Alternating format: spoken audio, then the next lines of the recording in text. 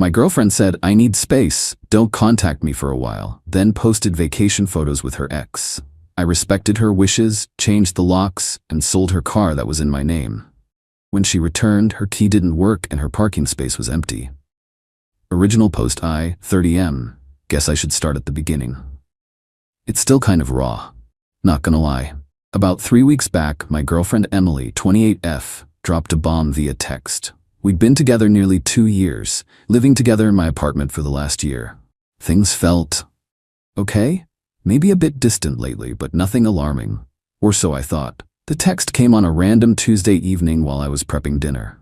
Emily, things feel complicated and I really need some space to think, figure things out. Don't contact me for a while, please. I'll reach out when I'm ready. Oof. Gut punch. Space is never good. But okay, trying to be the understanding boyfriend, I texted back, okay, Emily. I understand. Take the time you need. Didn't hear anything else. Radio silence, which she asked for, right? So I respected it. Moped around the apartment for a couple of days, confused, hurt, wondered what complicated meant. Work was a welcome distraction. Then Friday night rolls around, bored, scrolling through Instagram. And there it is. A mutual friend had tagged Emily in a post. Pictures. Bright sunshine, beach, cocktails. Emily, looking ridiculously happy. Arm in arm with Jordan, 29M. Her ex, the one she swore was ancient history. Captioned something like, living our best lives, island getaway reunited. My blood ran cold. Space to think meant a tropical vacation with her ex-boyfriend. While asking me for no contact, the hurt morphed into something else. A cold, hard clarity. She didn't just want space. She wanted me out of the way while she test drove her old relationship, keeping me as a backup plan in my own apartment. Using my resources while explicitly telling me to leave her alone. Okay, fine. You want space? You want no contact? Granted. Saturday morning, first thing. Locks. Called a locksmith. Changed the deadbolt in the knob lock on my apartment door. Cost about $250, worth every penny for the peace of mind. Her key was now useless.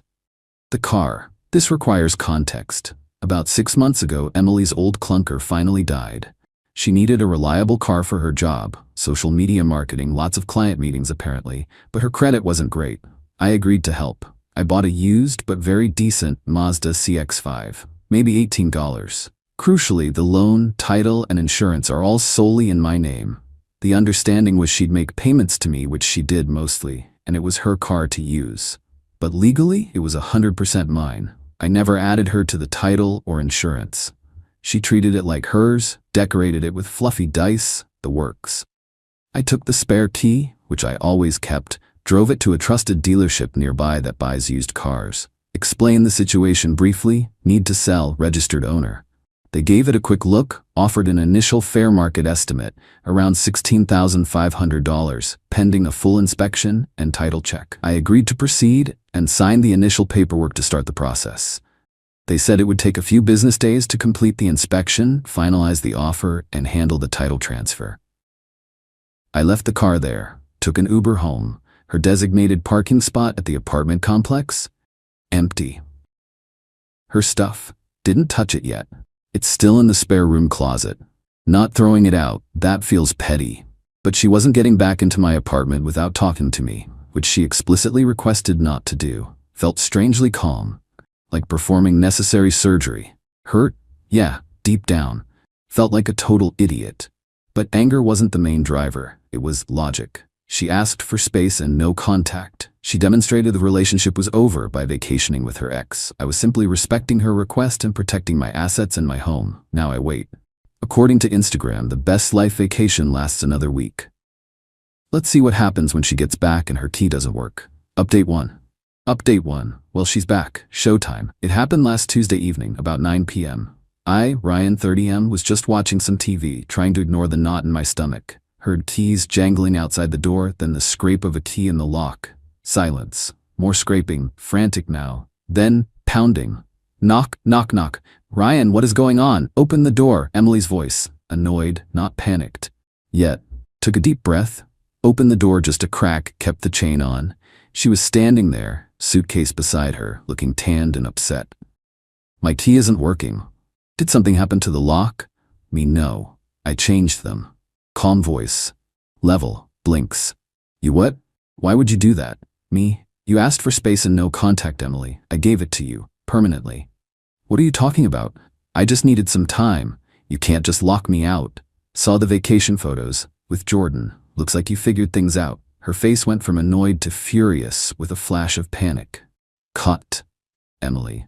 That was just a trip. It didn't mean anything. We're friends. Raises eyebrow.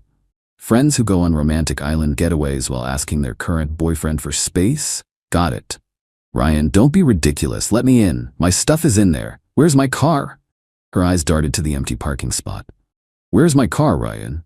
The entitlement was radiating off her. The sheer assumption that everything would just be waiting for her. Me. Firstly, it's my apartment. Secondly, it was never your car. It's my car, legally in my name, and I'm selling it. It's at the dealership now. Jaw drops. You're selling it? You can't do that. I paid for that car. You made payments to me towards its use, Emily. You didn't buy it. The title and loan are in my name. The sale process has started. This is insane. You're stealing from me. I'm calling the cops. She actually pulled out her phone. I just shrugged. Me. Go ahead. Call them. Explain that your ex-boyfriend changed the locks on his own apartment after you asked for no contact and went on vacation with another ex. Explain that he's selling his own car, titled and registered solely in his name. Let me know how that goes. She hesitated, phone halfway to her ear. Then her expression turned venomous. Emily. You horrible person. You planned this. Me? You planned a vacation with your ex and asked me for silence. I respected your wishes and dealt with the consequences. You don't get to keep me on standby in my own home. Suddenly another voice. Her sister, Brooke, 26F, must have been waiting in the car downstairs. She came marching up the walkway. Brooke, what is going on? Emily? Ryan, why is she locked out? Turning on the waterworks for her sister. He changed the locks. He's selling my car. He's throwing me out. Brooke, turning on me.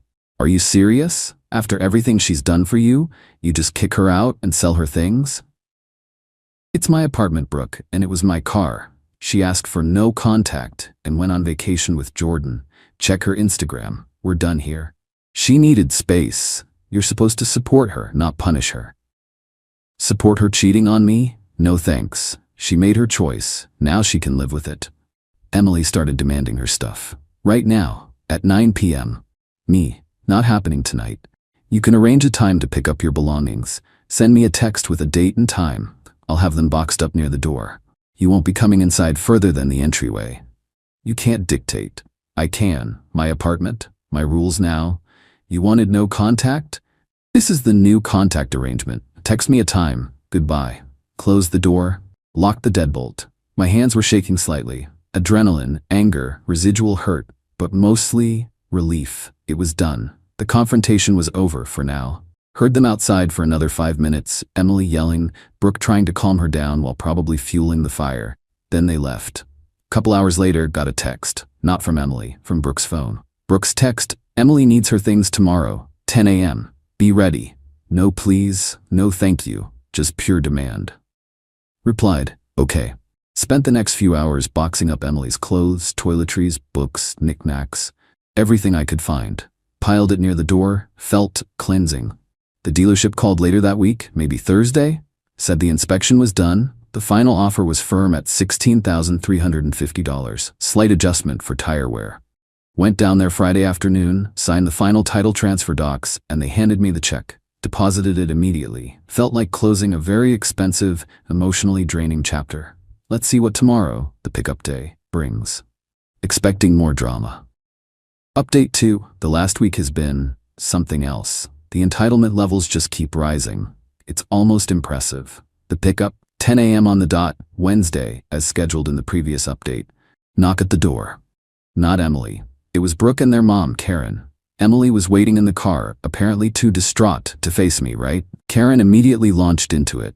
Tears in her eyes. Crocodile tears, I suspect. Karen, Ryan, how could you do this to her? After 2 years, she loves you. Apparently not enough to avoid vacationing with her ex while asking me for space, Karen. It was a mistake. She was confused. You should forgive her. And selling her car? That was cruel. She needs that for work. It was my car, Karen, legally mine, and her confusion led her to betray our relationship. Actions have consequences. the car is sold. Opened the door wider to show the boxes piled in the entryway. Me, here's her stuff. Take it all. Make sure you get everything, because this is the only chance. Sniffing disdainfully. We'll need to check the closets, the bathroom. Nope, you can take what's here in the entryway. I packed everything I could find. You are not coming further into my apartment. Don't be unreasonable, Ryan. What if you missed something? Me, then it's unfortunate. You can stand here, I'll stand here. Take the boxes, that's the deal. They clearly wanted to push past, maybe argue more, maybe find something valuable of Emily's they could claim I kept. Wasn't happening. They muttered under their breaths but started hauling boxes out. Took them 3 trips, all while Karen kept up a monologue about how heartless I was, how Emily was devastated, how I owed her compensation for the car. I just stood there, didn't engage much, repeated, it was my car, and she ended this like a broken record. The financial demands and smear campaign. Once they left, the text started. Mostly from Emily now, alternating between tearful apologies, I miss you, I made a huge mistake, please take me back, and furious demands. You owe me for the car, that was my money, I'll take you to small claims. I ignored the emotional texts. For the demands, I sent one reply. Me, Emily, the car was legally mine. Title, loan, insurance, all in my name. Your contributions were towards usage for the period you used it. Consider it rent. No further discussion. Then blocked her number. Blocked Brooke, blocked Karen. But it didn't stop. Suddenly some mutual friends started hitting me up. People I knew mostly through Emily. Their tone was accusatory. Dude, heard what you did to Emily. Kinda messed up. Selling her car like that? Cold. She was clearly spinning a sob story, painting me as the villain who randomly kicked her out and took her car out of spite. Conveniently leaving out the vacation with Jordan part, I'm sure. I briefly explained the situation, her text, the ex-vacation, the car legally being mine, to a couple of them I thought might be reasonable. Mixed results.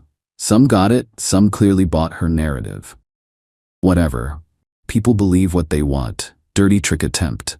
Then came the call from my landlord's office yesterday. Apparently, they received an anonymous complaint about recent disturbances and loud arguments coming from my unit's vicinity. Claimed there was shouting and concern about confrontations. My blood ran cold for a second. This felt calculated, trying to get me in trouble. Thankfully, I have a decent relationship with the building manager. I calmly explained, my ex-girlfriend, who was living here but not on the lease, recently moved out after a breakup. There was a brief, loud argument outside my door when she discovered I changed the locks following her request for no contact and subsequent actions. Her family was also here briefly for a supervised pickup of her belongings. There have been no disturbances inside my unit, and she is no longer residing here. The manager seemed to understand. Said they'd note it down, but unless there were further verifiable complaints or actual disturbances, it wouldn't go anywhere. Pretty sure it was Emily or Brooke trying to cause trouble. Low blow.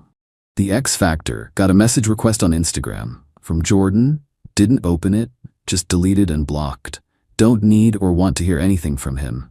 Probably gloating or trying to stir the pot. My response, honestly, all this entitlement and the dirty tricks just solidify my decision.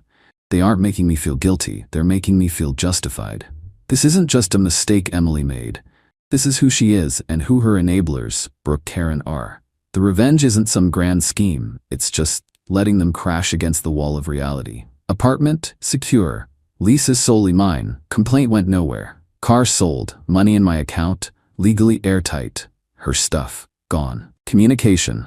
Blocked on all channels. Any future attempts at contact, especially threats, will go straight to a lawyer for a cease and desist. Already consulted one briefly just to be safe. They confirmed my position on the car and apartment is solid. The constant demands, the victim narrative, the attempt to mess with my housing, it's disappointing. They genuinely believe they can bully and manipulate their way back into the comfortable setup Emily blew up. Newsflash, doesn't work that way. Now, I'm just focusing on cleaning up the mess emotionally. It's tough to realize the person you lived with and cared about is capable of this level of deceit and entitlement. But better to know now. Final update. It's been about 2 months since Emily came back from her little space-seeking trip with Jordan. Things have settled down, mostly because I refused to engage with the drama after that last update. Wanted to share the final resolution. The smear campaign continued for a bit. Lost a few superficial mutual friends who bought Emily's sob story. Honestly, good riddance. Anyone who takes her side without hearing the full story isn't someone I need in my life anyway. My real friends, the ones who knew me before Emily, were solid. They heard my side, saw the blatant disrespect, and supported me 100%. Emily apparently tried to escalate things legally, sort of. I got a vaguely threatening letter from some budget lawyer she must have scraped funds together for, demanding $10,000 for the value of her contributions to the car and emotional distress. It was full of typos and legal nonsense. My response? Had the lawyer I consulted send back a very formal, very concise letter. It included copies of the car title, loan agreement, and insurance policy, all solely in my name. A reminder that her contributions were for usage depreciation during the time she drove it, essentially rent, and she actually owed money if calculated per mile based on standard rates. A bluff, but made the point. A copy of her original "I need space, don't contact me" text. Screen grabs of the vacation photos with Jordan, timestamped public posts. A warning that any further unsubstantiated claims or harassment would result in me seeking legal fees and filing for a restraining order based on her previous attempts to cause issues with my landlord. Total silence after that. Her budget lawyer probably told her she had zero case and dropped her. Paying for a real legal battle was never an option for her, especially without my financial backing. Heard through the grapevine, a friend who still has minimal contact with one of Emily's less intense friends, what happened next? Emily crashed with Brooke for a while, which apparently caused massive friction because Emily expected Brooke to basically fund her life and didn't lift a finger. Shocking. Jordan? Predictably, he vanished once the vacation was over and reality set in. He wasn't interested in supporting her or dealing with her drama long term. He got his fun trip, end of story. She apparently tried guilt-tripping her parents, Karen, for money, probably with some success, but they couldn't bankroll her old lifestyle indefinitely. Last I heard, she had to move back to her hometown, living with her parents again. She's apparently complaining constantly about how unfair life is and how I ruined everything for her. Zero self-awareness, zero remorse, just pure uncut entitlement and victim mentality. The best part? The sweet, sweet sound of silence. No more demands, no more drama, no more Emily. My apartment feels like mine again. I actually repainted the living room last weekend, got rid of some of the furniture she picked out. Reclaiming the space feels good. The revenge wasn't loud or explosive, it was quiet and methodical. It was simply respecting her request for no contact and letting the logical consequences of her actions play out fully. She wanted space?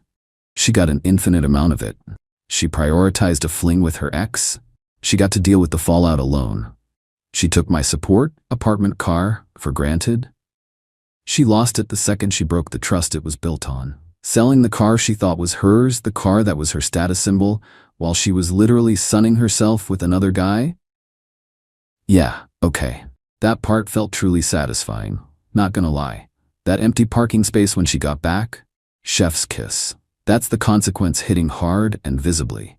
She didn't just lose a boyfriend, she lost the comfortable life she assumed was her right, funded by me. It cost me emotionally, yeah.